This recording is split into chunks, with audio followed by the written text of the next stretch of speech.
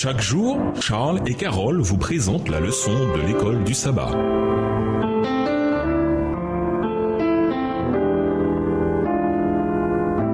Bienvenue à votre émission Dieu nous parle.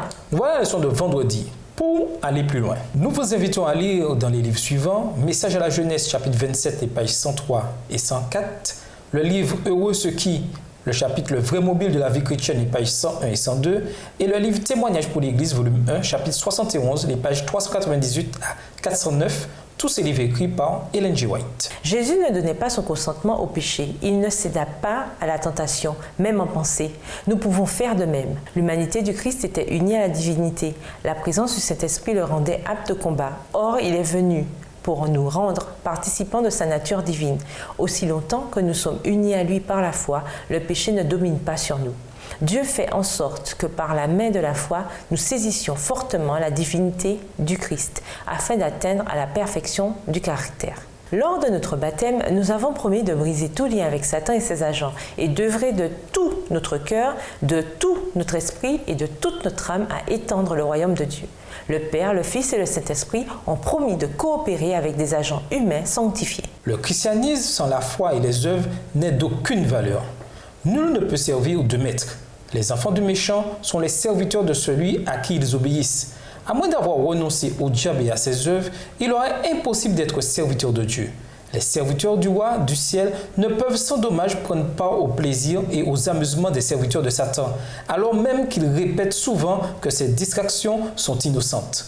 Dieu a révélé de saintes vérités afin de séparer ses enfants des impies et d'en faire un peuple qui lui soit consacré.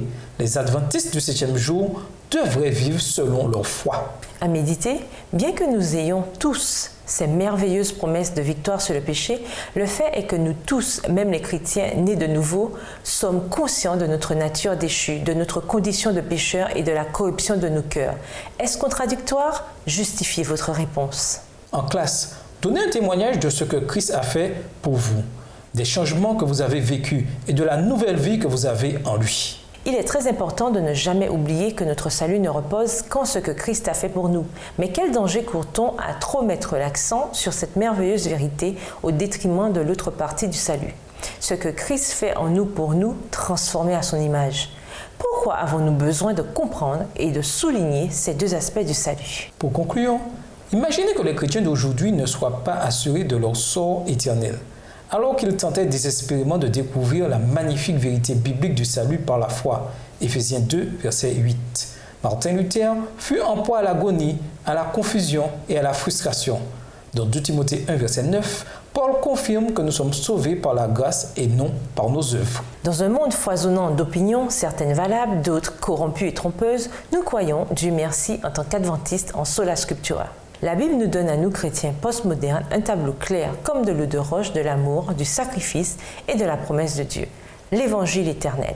Au revoir. Et à demain si Dieu veut. Dieu nous parle. Chaque jour, Charles et Carole vous présentent la leçon de l'école du sabbat.